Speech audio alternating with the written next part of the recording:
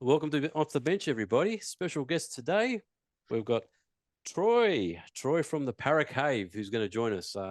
Troy, welcome to the show. We've also got our usual host, Georgie. Hey Troy, how you going? Hey, Welcome aboard, yeah, not too boys. bad, fellas. Thank you very much for having me. Looking forward Good. to having a great chat about rugby league and yeah, whatever else you want to throw at me.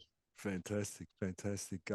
Well, we'll talk into Troy off the cameras here, and he's you're a smashing bloke. So let's, you know what, when we announced we were going to speak to you, Troy, um, the biggest questions was this: who is Troy? We hear him on the Parra Cave, but we don't know who Troy is. Tell us, who is Troy? Who am I? Well, yeah, well, I'm obviously a Parramatta supporter, but Okay.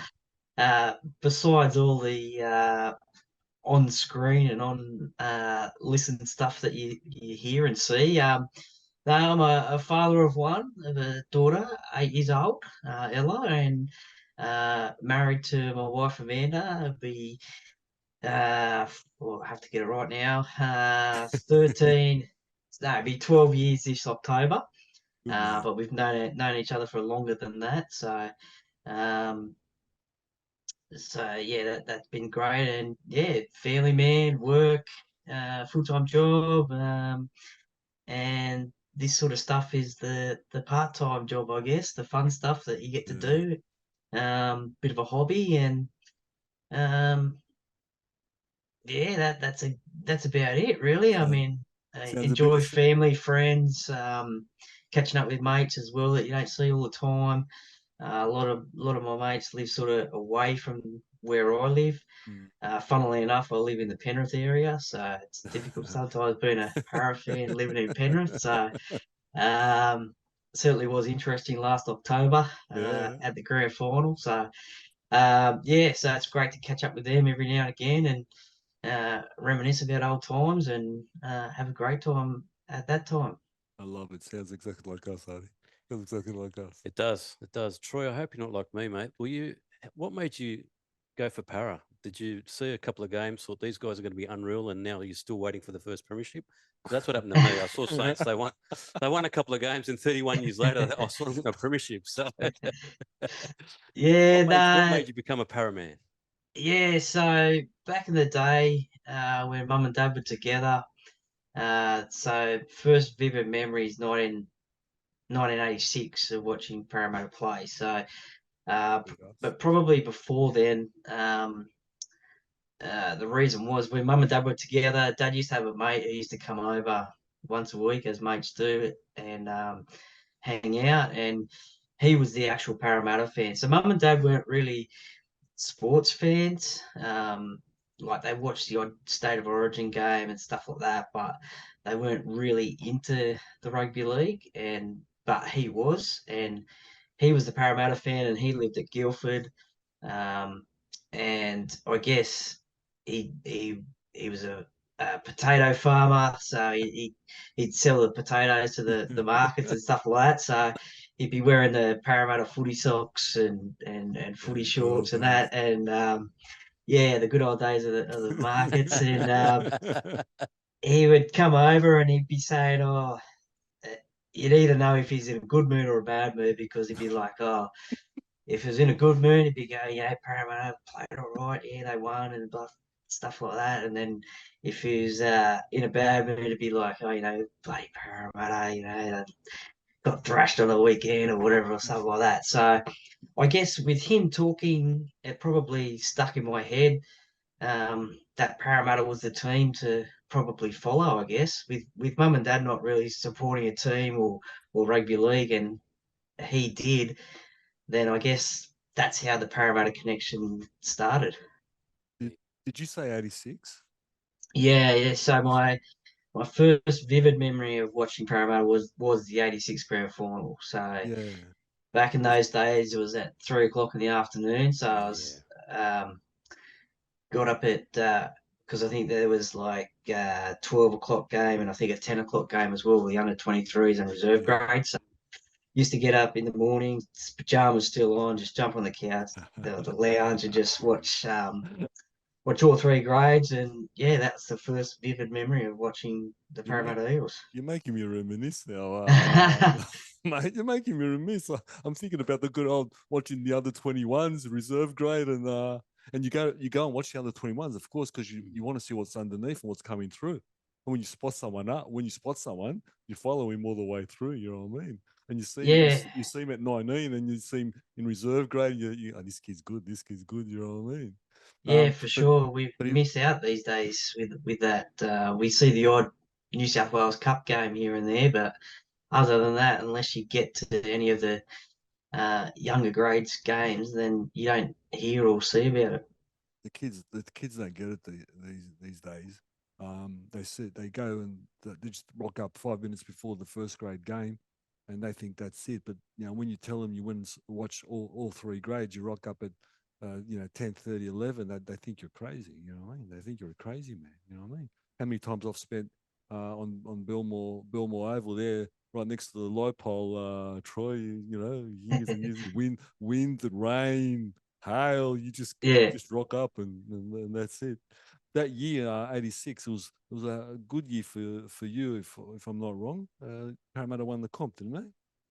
yeah. They not only won the comp, they won the pre-season competition. They basically won everything that year. Yeah. So they won the club championship, the National Panasonic Cup, as it was back in the Oh, day, the midweek how competition. good was that? That was Oh, yeah, 100%. It was great to have a Wednesday game it. during the midweek there. Do Think you it remember? Sorry, maybe can you? something they should bring back. I think, but they Oh, play well, too many sure. games, I guess, these Yeah, days. they played too many games now. Do you remember who you beat in the grand final? Yeah, absolutely. Who was that? Canterbury, 4-2, the Yeah. only And trialist grand final in history. when he said his first memory was '86, it was like a dagger in my heart. Like a dagger in my heart. Oh, What a you game, So did, but that was the you, soccer you, score. What was the rugby league score? that was That was the that. score. No, no. It was well, you did get 4-2. us That was a great two game. years 2 years before in '84. You got us there, You six know what? four. That were some of the greatest teams and greatest games I remember. Um, two teams with completely different style. Mm. But you know what? In terms of matching up, it was glorious. You think that one team, in theory, should get over the other team because Canterbury was based on forward play, just straight up the Yeah, middle. But Parramatta had brilliant, sparkling backs. They had yeah. a good pack, but you couldn't say it was as good as Tunks, Gillespie, Folks. You know what I mean? But somehow they just every time they played each other, they were epics. They were novels, I call them. You know what I mean? In that era, in that team, who are not only your favorite, some of your favorite players? Well, when I first started supporting Parramatta, it was Sterlo. He was my favourite Hey, player. So my first Parramatta jersey had a number 7 on the back, and um, but I guess throughout now that I'm older and I've seen more highlights and DVDs and whatever of the previous grand finals, you just look at players like Brett Kenny, who I oh, probably think should be an immortal of rugby league. Um, just some of the stuff that he used to do on the field, the intercepts that he took, and probably the original intercept king, I think. Mm. And then probably Ryan Girdler came onto the scene and took that one over. And you don't really see that many these days. no, But yeah, probably those two really stand out for me. I mean, obviously, you've got 86 was Ray Price's last year. So Oh, yeah. I've only ever gone back and watched videos of him. But just the way his toughness on the field. Um, these days, he probably wouldn't play many games because he'd be ruled out with HIAs. So, that's but true, though. yeah, but That's back in the true. Yeah, yeah, true. yeah, Yeah. absolutely. But back in the day, he'd cop a head knock and just stay on the field and Yeah, um, tackle his heart out and yeah, never hold back. So, but yeah, probably back in those days, probably definitely Sterlo and Kenny. yeah.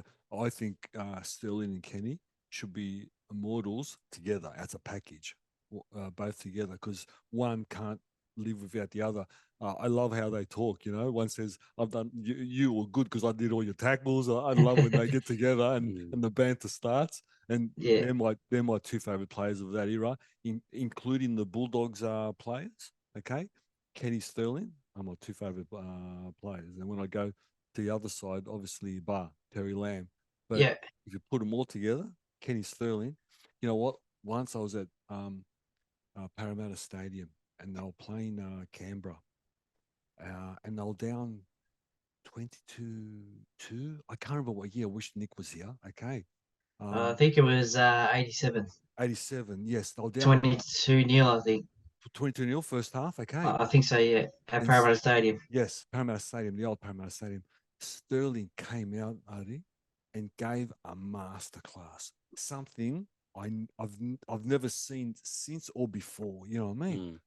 I couldn't believe what I was watching. And they won. I was at 24-22. And this is a Canberra with Meninga, Dailies, all of them. They were full house. You know what I mean? And what he did on that day, and he got a perfect 10 in the Dally M's, and he's the only player to get 3 perfect 10s in the Dally M's. Okay. It's something that you can't forget, Troy. It's just something I could not forget. You know what I mean? I walked away, I was stunned, and I think I was stunned for days after as well when I saw him do. And that's when I said that he's my favorite player of all time. You know what I mean? And remember, he was a small man. He wasn't a very big man. You know what I mean? Yeah, there's big, obviously huge raps on him. He's just retired from commentary, and his knowledge of the game is undeniable. He's got a great knowledge of the game, and a lot of people often think, oh, why don't you become a coach?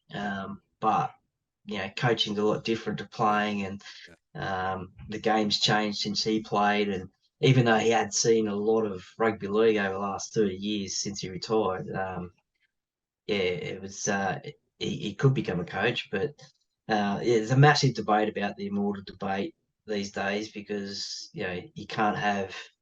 A lot of people say you can't have too many immortals, otherwise it sort of what's the word, distinguishes it, sort of lessens the award, I guess. But I think that at least one of those Parramatta players from the 80s should be an immortal of rugby league.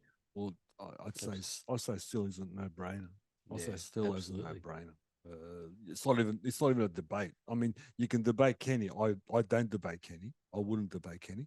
You can debate Kenny, but there's no debate for Sterlo. Just give him the blazer. You know what I mean? Another guy who had a big role in Parramatta resurgence was the hooker Stephen Edge.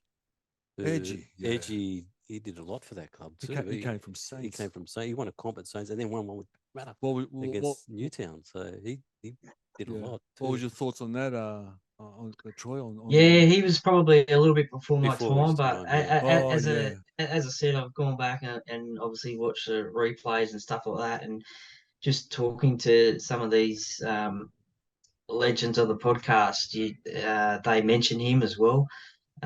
Just his leadership that he had at both Parramatta and St George, and the experience that he had from when he came from St George to Parramatta, and spread it amongst these young guys. And won comps three in a row at Parramatta. So, and then worked at the club for a while after that as a marketing manager, I think it was, and well respected. Actually, he was at the Parramatta and not Newcastle game, but the game before that. I'm just trying to think which one it was, but I saw him at that game. So he still gets the games, and he's looking pretty well. What's your best memories of the Parramatta team? Is it that undefeated or virtually year-breaking year with Smitty coaching with Jared? Yeah, look, 2009 was pretty good. Obviously that run that they went on. Look, my favourite game of watching Parramatta play is actually 2017, I think it was, up in Brisbane. 52-34 against the Broncos we won, and it it was my first Eels game at Suncorp. I'd been to Suncorp before, but my first Eels game at Suncorp, and Big Semi scored 4 tries that day, and Oh, I big think all Sammy. 4 of them were from length of the field jobs too. So that's probably right up there with one of my favourite memories. But I mean, obviously, you go back to 2019 as well, the opening at Combank Stadium. Oh That yeah, was yeah, that was that's good. unbelievable. With the semi-final against the Broncos, 58-0. That was pretty Oh, good as was well. definitely there. Yeah, All those games, because we're season ticket members Mm. from Combank. We've been there all those games. I didn't rock up against Newcastle last week, but I try to get there mostly. Um, uh, uh, in terms of Jared Hayne and that era, what are some of your favourite players then, mate? yeah. So as I said, it was Sterlo growing up, and then he retired, forced into retirement from injury. Then I didn't really have a favourite player until Hindy came on the scene, Nathan Highmarsh. Yes, So between that time, there was players like Scott Mann, Danny Krankovic. Danny Kragovic, yeah. Ben Custer. Yeah, yeah. Well, yeah, he was all right. He was all right. He had a couple of great moments Yeah, at Parramatta. Stu Galbraith, remember that I one? love Stu Yeah, yeah. Right, right. Stewie. I he actually interviewed him on the podcast, and Yeah, yeah, his greatest game, I think, and he would probably agree, would be the one against Great Britain in 1992. yeah. So, Hey, which is another great memory for myself watching that one. okay, so uh, you had chariots. You interviewed chariots. Yeah, yeah. So I've interviewed That was a Lee great. Ryan Yeah, and Chariot yeah. Martin Fire as well. Yeah, That was a great. Both of them were great interviews, and it's interesting to see how both of the men um, look back at that night. How where one puts it and where the other one puts it. I found it intriguing. And you know what? Chariot's still a showman. Still a yeah, showman. yeah. Definitely. He was basically, well, everyone always remembers the one that you lose, not the ones Yeah, that you win. And Lee was just, yeah, he said it as he called it. So, yeah, yeah. um, I yeah, no, it didn't. was very interesting. Yeah, I didn't realize Lee actually moved around as much as he did when he went to the Warriors, etc. You know what I mean? I thought after Parramatta he retired, but no, he kept on keeping on. You know what I mean? Yeah, it's pretty amazing for someone who didn't have a rugby league background. I think he said a soccer background. I think it Soccer, was. yeah, start off in Yeah, soccer, yeah. yeah, and I mean, he was very quick, and you can't buy speed. I mean, you can't train speed, but he learned pretty quickly. Troy, he learned pretty quickly, and he gave good value to Parramatta. I remember every time you'd see him get the ball, your hairs will stand up on the back of your neck because he knows what could have happened. You know what I mean? So Yeah, yeah, no, definitely. For sure. I mean, he scored some great tries throughout his career. And as you said, you just stood up when he got the ball because you thought he's going to get around him and just yeah, score a try. So, yeah, great player. So, yeah, there was those sort of players from then. But then, yeah, Nathan Highmarsh come on the scene, and I love he him. ended up being my favourite player. And um, Luke Burt. yeah, yeah, Lukey Burt, Mr. Consistent, I think. Probably unlucky not to get a rep jersey, I Yeah, think. yeah, Um, great goal kicker. I kicked him from the sideline, kicked him from everywhere. Lukey Burt, Eric Grove Jr. When he was love the there. Yeah. guru, love the guru. I Yeah, love the junior guru. yeah, Love he him. good value. Scored some. Palis? Nathan Yeah, Palis. Yeah, yeah, he was. Nathan. He was good value as well. Youngest ever, I think, Parramatta captain, NRL Yeah. captain. Mm. Also captain New Zealand as well to the 2008 World Cup win. So, Oh yeah. um, yeah, look, there's so many to name. Even Timmy Manor, Fui Moi Moi. Oh, boy. You know, Uh, I think even last year he was still playing in England somewhere in the yeah, second division or the year before. So I mean, I turned it on in the Challenge Cup and he's still playing. I go, that's Fui. Yeah, what? He's still charging. He's still yeah. charging. Still giving good Oh, value to his yeah, club. yeah. Nah, definitely, 100%. So yeah, love Fui. Just love the way that he just run the ball straight, no sidestep, just No, straight, and no, no. could pull off a tackle or two as well. Brad Takarini as well. He was one of my Mm. favourites as well. Big Just Taka. heard the interview. Yeah, Yeah, yeah. yeah. So look, there's so many, but yeah, probably Hindy after Sterlo was the favourite. Tell me, in terms of coaches, did you have a favourite? Well, I did like Brian Smith when he was there. Probably He just for the loves him. sim. He loves him. He loves Yeah, him. Yeah, he's great. He was good. yeah. Oh, look, I mean, it took St George to a couple of grand finals. Took Parramatta to a grand final as well. But I think it was just the way that he changed the club from. We had that success in '86, and then we had some pretty lean years, and then Brian's turned up and suddenly turned it into semi-finalists, and then there was 98, 99, 2000 prelim finals, and then obviously the 2001 grand final. So he just turned the club around um, from first grade to the lower grades and um, made us a successful club. Even though we didn't win a title, it was still probably success there. And the current coach as well, Brad Arthur. I don't mind Brad as well. He gets a bad rap. He does. He does get a bad rap. I don't see what he's done wrong. I don't see what he's done wrong.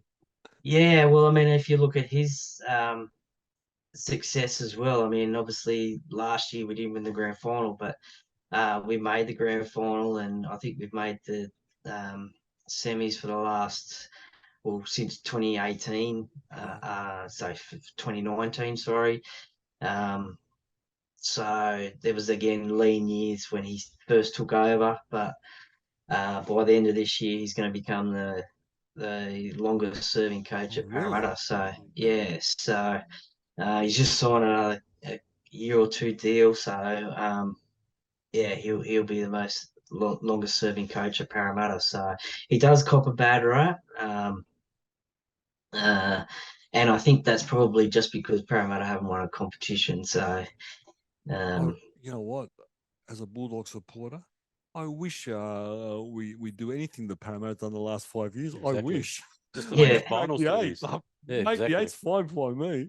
Yeah, yeah, exactly. no, definitely. I mean, you look at a team like the Tigers who haven't made the No. finals for a long time, and yeah, as you said, other teams haven't made a grand final, oh, not the grand final, the finals in a long time, Yeah. because that's what every team wants to do: play finals football and have that chance to play in the grand final and win the competition. But Mm. a lot of people do say that he wouldn't get a coaching job at another club, but Mm. um, I think I think if it came down to it, he probably would. But I think he's a Parramatta boy through and through, and um, he'll get it one day. With Brian Smith, I also know. I just go back to Brian Smith. Yeah, He's lost 4 grand finals, 3 of them at the Wayne Bennett. So if he wins those grand finals, he's got 3. Wayne Bennett's got 4. So you know what I mean. And he lost the yeah, other one to Andrew John's brilliance. You know that Newcastle team. So Brian yeah. Smith is a very underrated coach. He's Yeah. actually quite good. He's lost to the best coach out there. So Yeah. it's Yeah, unfortunate. I actually heard an interview with his son. His name eludes me, but his son, Tony and no, Rowan. I think might have been the So younger. Rowan's over in the. I think both of them are over in the English Yeah, Super In League. the So I think, English Super League, yeah. yeah. it's So I think Tony's the older one. is it okay? Oh, that's his brother, That's his and brother. Yeah, I his Yeah. think brother. Yeah, and yeah, yeah. Rowan's. I think. Yes. He brought Rowan over to help him. He's got, I can't remember which Super League team he's got. He brought him over to help me. But I heard an interview with Rowan. He's a very switched on young man. Mm. He knows his rugby league. He done a stint at Penrith as well, and he was describing the Penrith culture. But regardless of that, he was a very switched on young man. You know what I want to ask? Um, how do what does rugby how does sorry what does rugby league play in your life? So let me explain what rugby league plays in my life. It's the first thing I think of in the morning when I wake up. It's the last thing I think about when I go to bed. And in all those hours in between, I can guarantee you, I think about them probably minute by minute by minute. You know what I mean? I worry more about Canterbury's salary cap than my mortgage. So that's where I'm placed. Tell me, is that where you're placed? Well, That's where I think you're placed. well, I know you, I think my wife would probably think like that too. That I would be, because it's just rugby league all the time. But yeah, geez, I don't know about that. I don't know if it's the first thing I think of when I wake up. But um, oh yeah, you definitely think about it during the day. You got the odd message here or that, or here and there from friends and stuff like that. So, um, and then yeah, you got obviously the rugby league shows at night, and you got the games to watch, and you got podcasts like this to do, and you're talking rugby league, and so yeah, I probably think it does. It probably does take up a lot of the time. I've got to squeeze in some work in between the rugby league there, but yeah, it probably does take up a lot of time. But yeah, it's definitely a passion of mine. Do you go on any forums, Troy? So I've got a Facebook group, which has got over 21,000 people in it. Okay. Yeah. For Parramatta fans, I think a few opposition fans have snuck in there as well, on the odd occasion. But yeah, so there's that one, and involved in another podcast as well with a few other Parra fans, the Talking Parra podcast. So um, we talk about that once a week, and we're also sending each other messages throughout the week and weekend and during the games and stuff. Um, and then yeah, I'm just on Twitter as well, so I just read all the rugby league stuff on there and get involved in some of the other discussions on there, and yeah, basically whatever rugby league is around, so sometimes get involved in that. Troy, feel free to mention the other podcast, because I heard you on Thursday or Friday on it when you're doing the tips. So feel free to mention the other pod you're on. Okay, yeah. So I've got my one, the Parra Cave podcast. I've got involved in one with Parra fans, so that's called the Talking Parra podcast. Yeah. So in that one, I think there's four to five of us talking about. So we sort of review the last game, preview the next game, talk about anything Parramatta. So there's that one as well, and I'm also involved in on Pulse FM radio, 89.9 FM, on a Friday and Sunday, where we talk NRL basically. So we talk about previewing the round and also reviewing the round as well on that. So yeah, a few little things that I'm involved in. And let me just say, Arthur, I listened to all of them, and this man, he's an excellent communicator. Yeah. The one he's on with the boys, four of them, did you say? There was four of Yeah, them? there's 4 or 5. Yeah, Yeah. there's generally 4 or 5 of us. Yeah. Yeah, they're very passionate. They're very passionate young men. And on the 98 point, is it 98 point? 89.9 89.9. Yeah. The guys are thorough professionals. So everybody, the Parra Cave podcast, do yourself the favor. Even if you're not a Parramatta supporter, some of the people he has got on, some of the stories this gentleman here communicates to us are amazing. He's got Jake Jude part 2 coming out soon. Outstanding. Some final questions. Tell me about last year, the build up of last year, when you knew that you were going to be in the grand final, and after the grand final, or during the game, and after, how you felt. Well, I'll just go back and say thank you very much for those kind words. I really appreciate that feedback that you just gave about myself. As I said, really appreciate it. And just because it's named the Parra Cave podcast doesn't mean it's Parramatta only. That's just where I broadcast from. it seemed to be a nice title to have it like that. So yeah, I talked to fans of all clubs and players of all clubs. But getting to 2022, how did I know that? How did I feel when we're going to be in the grand final? Well, the prelim final. I hate semi-finals. I hate watching semi-finals because you don't know what's going to happen. I know what you Club, mean. club games you always got to next week to go into. But yeah, semi-finals, unless you finish in the top four, you don't necessarily have next week. So I knew it was always going to be hard against Penrith in that first game.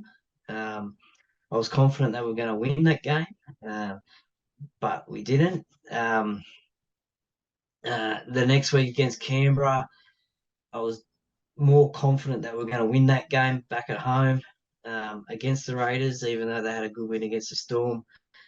The prelim final, I watched that at Parramatta Leagues Club with hundreds of others, and just that last probably 4 minutes, 5 minutes. I think I can't even remember the score. I think we might have been 2 points or 4 points in front or something like that, and just that last 4 or 5 minutes of the game was really hectic, and then just the last 30 seconds or something like that when I think we had the ball, and you just knew. I get emotional talking about it now. Beautiful. You just know that you're going to win the game. As soon as that full time hooter went, the tears of joy came, and strangers were hugging strangers, and I love it. Love it. the club went off, and so that was a good moment. Then you had grand final week, which was pretty busy for myself. A lot of media commitments, Channel 7, Channel 9, TV in New Zealand. Oh, really? So they came to the Parra Cave and did a interview. Channel 10. There was a event at the stadium as well, so there was a lot of media commitments as well. Being the super fan that I am, they all know who I am, and Mate, you were more busy than the players. yeah, I did joke around saying that I might have to get a media manager if it happens next year or this year to, organise it and book it in. But look, after the grand final, so 2001, I was shattered when we lost that one. Absolutely devastated because the year that we had, we should have won that game, and Yeah. we lost. So I was absolutely shattered then. 2009, I was disappointed, but I wasn't as shattered as 2001 because we weren't expected to make it. And we did everything that we did to get to the game and get to the grand final. And look, we all know what happened the year after. So with the Storm being stripped of the premiership and points, but that's not to say that we couldn't have won the game the year before. But so 2022, I was probably disappointed as well, and a little bit upset losing the game because it was against Penrith, so I really wanted to beat them. As I said before, living in Penrith, being a Parramatta fan, it would have been great to do that one. But I mean, Penrith, we still are. They're a champion team, and they know how to win those big games compared to our team, who I don't think anyone had. I think only Ryan Madison had played in a grand final before, so they knew what it took to win the game, and so I was disappointed straight after the game. Went back to Parramatta Leagues Club. It was very empty and not a lot of people around. You sort of knew when the trains were coming back in because more and more people would flood in. And I stayed in Parramatta that night, and then the next day I was ringing the wife and I said, "Oh yeah, I'll come home soon." And she go, oh, do you want me to pick you up from Parramatta rather than catching the train to Penrith? Because I was dressed in all Parramatta gear and said, oh, yeah, if you want to, yeah, come pick me up. So Yeah. um, that was good of her to come and get me, not catch the train in Parramatta stuff to Penrith. So I know I probably would have copped a bit of a ribbing in Penrith if that was the case. But yeah, look, it's disappointing, but still a massive achievement to make the grand final and Yeah. Can for both the men's and the women's team to make the grand yeah, final. yeah, Oh, yeah, yeah, yeah. that's right. And can I just address last year? I believed the Parramatta forward pack had the wood over the Penrith forward pack. We saw what happened, and Sean Nathan got sent off in the second round game, I think it was, at Parramatta Stadium. But even before that, the Parramatta pack were all over the Penrith pack, and Mitch was just killing it, just carving up that day. Um, most of the and even most of the games that Parramatta play Penrith, I thought that Parramatta had the wood over them. It just happened that, Penrith produced one of the games of a century. I haven't seen a ferocious 40 minutes like that ever in my life. Leota or the whole Penrith pack just were off their rockers. And you know what? Parramatta done well to keep in. I thought any other team would have been losing by 30 plus. So Parramatta done really, really well just to hang in. But at the end of last year, I said this to Arthur, that Penrith is the best rugby league team in the world at the moment. Now, obviously, they're not this year, obviously, for the reasons we know. They just keep on getting stripped of players. But I don't think Parramatta's performance on the night was a great year. They made the grand final. Full stop. I wish, Yeah, you know what I yeah, mean? But yeah, yeah. I even think on the night, I thought they were outstanding. Forget the score, because you got to see what the other team did. And the other team, I don't think there's been a performance like that seen in the grand final. Honestly, I can't recall it. Now, if there was with St George back in the 60s or the 50s, maybe, but that was ferocious. So Yeah, I don't, that first 15 15, 20 minutes, 10 yeah 15 20 minutes it was basically bash and barge, and as you said, I think Leota and Fisher Harris took it Fisher upon Harris. themselves to um get over the top of RCG and Junior Paolo. So And that was the first. um That's the first time that happened for a long time. Usually, RCG and Junior have gotten by the short and curly. yeah, So yeah, definitely. And then as you said, they just turned it on after that, and we came back late in the game, scored a couple of tries, but yeah, it was all too late. uh, a few questions. How many hours do you spend on the actual pod, Troy? How do you fit everything in with work, family, and all the rest? How do you fit Yeah, everything so in? I usually go for about 45 to an hour in an interview. Mhm. So that's generally about an hour, and then half an hour or an hour or so to put it all together and get it out there. Um, and then it's just about trying to find time to do, short little grabs and put them out during the week, and Yeah. um, put the YouTube videos out and stuff like that. So yeah, it can get a little bit. I'd love to be able to do more and promote it more and get it out there more and do more videos and stuff like that. But when you got your full time job and your Yeah, well, family, that's it. Mm. it does get difficult. So you try and do a little bit every night, I guess, and Troy, uh, you'll try and be get the best of it.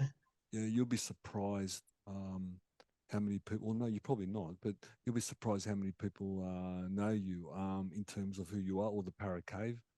People who I talk to, or when we announced that we were all talking to you, the response we got from email was, "I couldn't believe it." So you'll be surprised. You've cut through, mate. So good on you. And like I said, Uh, I personally really enjoy the content. So when I see it pop up on my feed, I'm straight there. I push the iTunes button, and I'm listening. I'm listening. As I So said, thank you again for those kind words. Much appreciated. And thank you for your support and listening. And it's good to hear that. So, obviously I'm doing something right. more than something.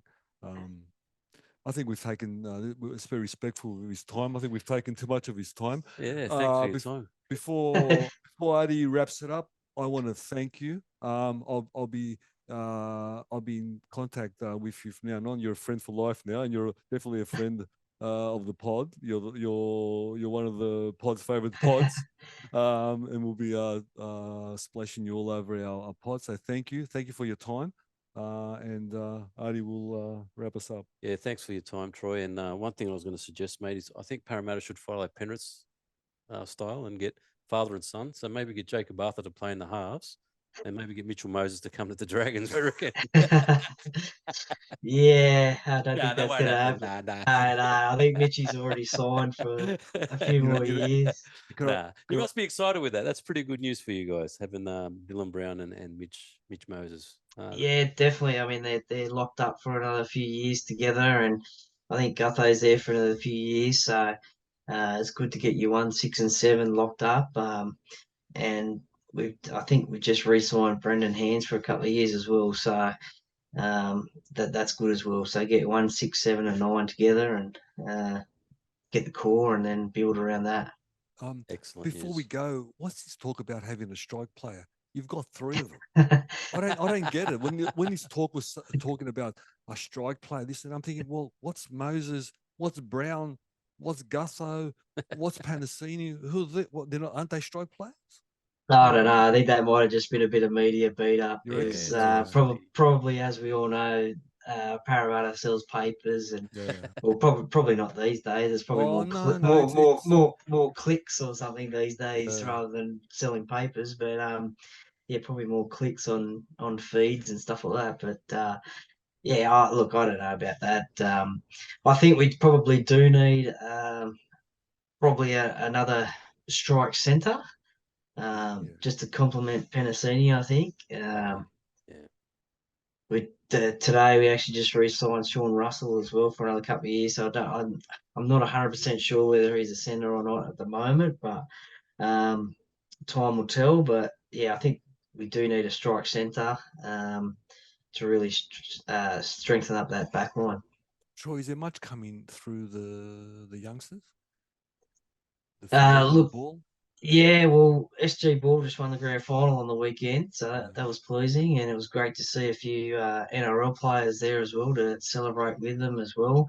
Fantastic. Look, there's obviously the captain there, Ethan Sanders. I think he's hooker. I think there's a couple other players as well. Dijon Arcee as well. He's a young bloke to keep an eye out for.